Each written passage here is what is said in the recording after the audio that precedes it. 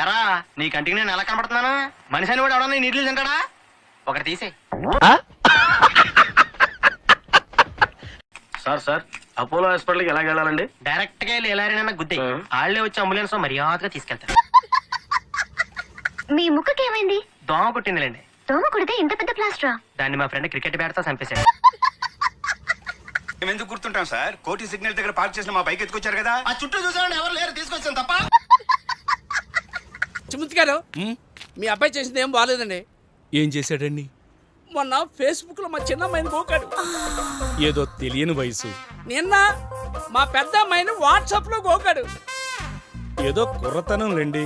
ఏం కుర్రతనం అండి, ఏకంగా ఈ వేళ మా ఆవిడే గోకాడండి.